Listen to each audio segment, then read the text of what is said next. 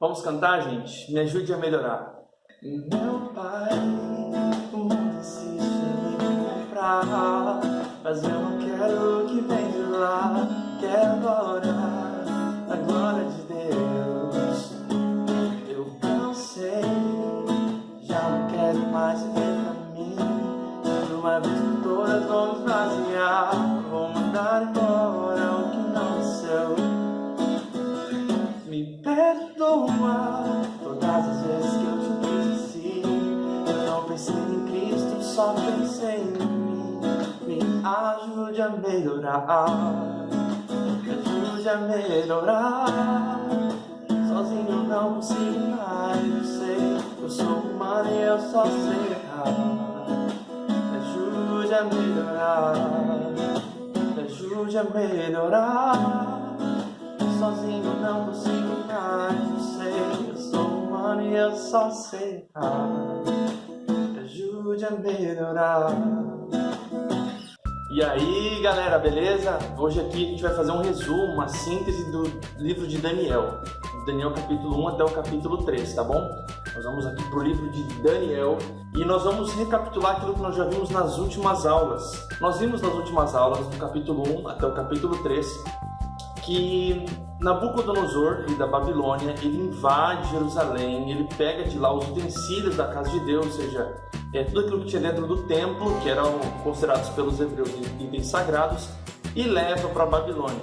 Ele também fala para o chefe dos eunucos pegar os jovens, tanto da corte real quanto dos nobres, pegasse jovens sem defeito e levasse para a Babilônia também. Qual que era o objetivo de Nabucodonosor?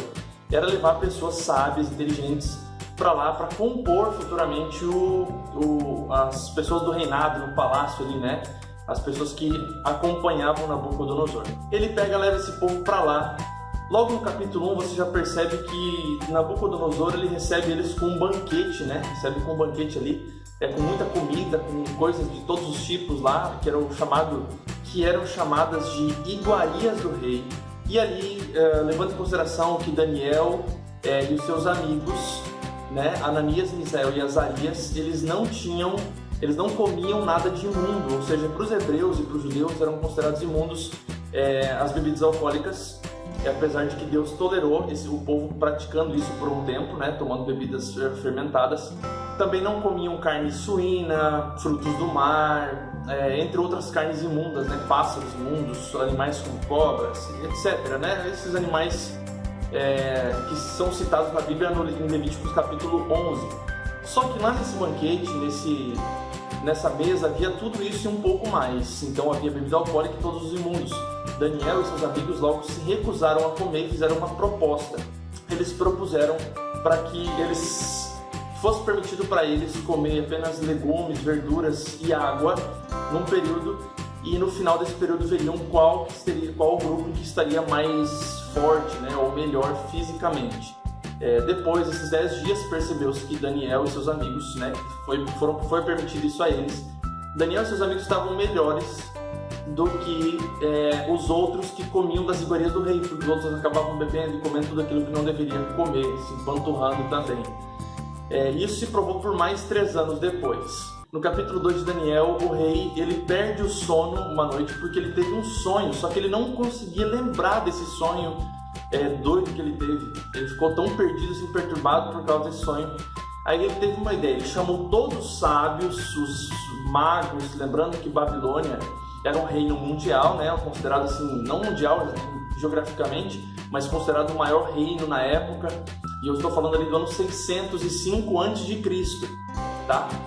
Então ele chama os magos, os sábios do reino, para tentar interpretar o sonho. Só que os magos, né, os charlatões ali e tal, eles chegam perante o rei e o rei fala assim: olha, eu fiquei incomodado com o sonho, estou preocupado, estressado e eu preciso saber o que ele significa. Os magos espertinhos, os sábios, disseram o seguinte: olha, conta aí pra gente, manda ver, conta aí, e aí a gente vai dar a interpretação. Claro que eles podiam dar a interpretação que eles fizessem. Aí o rei falou o seguinte: olha, eu só vou acreditar se vocês me disserem qual é o sonho que eu tive. Ah, agora eu entendi! Agora eu saquei! E aí eles logo se preocuparam e falaram: olha, não tem ninguém que jamais conseguiu adivinhar o que o outro sonhou, a gente consegue só interpretar. Nabucodonosor se estressa com aquela situação e fala o seguinte: olha, manda matar todos os sábios do reino, e nesse pacote aí entrariam Daniel e os amigos dele, né? E que tiveram os nomes mudados, né? Daniel passou a se chamar Beltesazar, e os amigos passaram a se chamar Sadraque, Mesaque e Abednego, que tem significados pagãos, né? Etc. Só que aí Daniel fala o seguinte, chega pro chefe e fala o seguinte: olha, me dá uma chance, me dá só mais um dia que eu vou tentar descobrir o que o rei sonhou. Então agora Daniel vai e começa a orar, ele começa a fazer oração junto com seus amigos, pedir a Deus. E nessa noite ele tem uma visão, e aí a visão era exatamente o que o rei tinha sonhado. Por que isso é tão importante pra gente? Daniel percebe que o rei tinha sonhado com uma estátua. A estátua com a qual o rei tinha sonhado tinha 5 partes. Era a primeira parte, a cabeça era de ouro, o tronco aqui era de prata, a parte da cintura, né, era de bronze, as pernas eram de ferro e os pés eram de ferro e barro.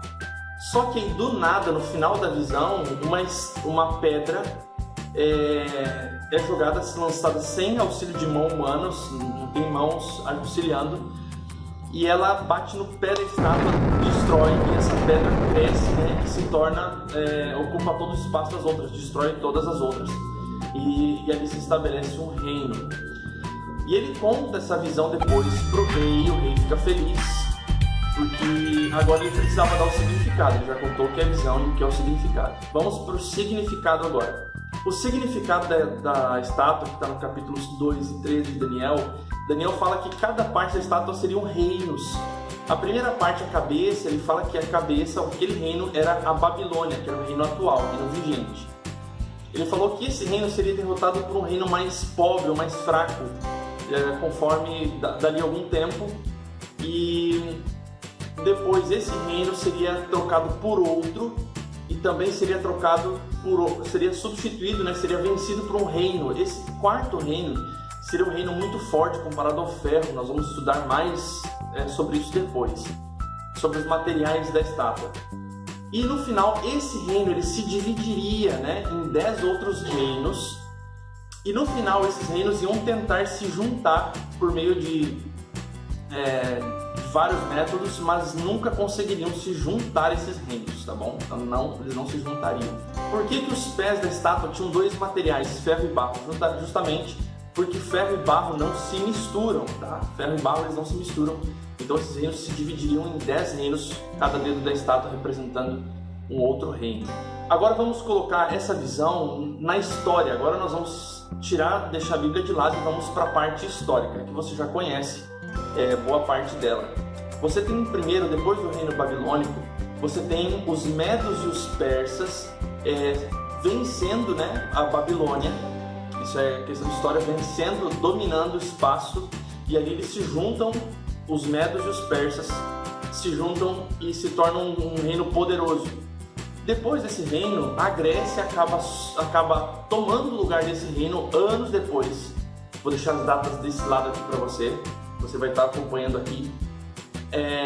A Grécia substitui, e depois ainda a Grécia é vencida por Roma. Roma estabelece seu reino, e aí é nesse período, inclusive do reinado de Roma, em que nasce Jesus Cristo. Essa informação é importante para depois a gente entender onde a gente vai chegar. Depois disso, Roma, esse reino se dividiria, né? Dividiria em 10 partes. E eu vou colocar o nome dessas partes aqui, você vai identificar elas, né? Entre as cidades, os países que você vai ver aqui. E esses países, depois, eles acabaram tentando se juntar várias vezes. Em um dos episódios foi com Napoleão Bonaparte, inclusive, entre outras tentativas de casamentos entre os reinos para que eles se juntassem. Mas lá na Bíblia dizia que esses reinos não iriam se juntar de maneira nenhuma, mesmo que eles tentassem muito. Então, mais uma vez, você percebe aqui que você tem uma profecia, uma predição bíblica histórica. Por que eu digo isso e por que o livro de Daniel é tão importante? Hoje você não tem mais dúvida alguma de que o livro de Daniel foi escrito realmente por volta do ano 600 a.C. Ou seja, todos os eventos que Daniel descreveu aconteceram de fato depois. Claro que alguns reinos não foram colocados os nomes ali, mas depois a gente vai ver como a profecia realmente se cumpriu, tá bom? Então isso tudo faz parte da nossa linha cronológica da história, tá bom? Então nós vamos até aqui, nessa aula, vamos entendendo aí que cada reino representa um período da história. E para finalizar, nós entendemos que esses reinos, que a Bíblia dizia que estariam no final, que seriam reinos, a estátua receberia o golpe de uma pedra que viria sem auxílio de mãos humanas, e essa pedra bateria nos pés da estátua e ali cresceria, seria um outro reino, e dele não teria nenhum depois dele. Você bem sabe que a Bíblia retrata a Jesus Cristo como uma rocha, como uma pedra angular também, né? Pedra angular porque ela fica no ângulo, e do ângulo partem todas as coisas. Esse é o significado básico e simples da terminologia pedra angular. Tá bom? Então por hoje é isso, fiquem com Deus, valeu! No.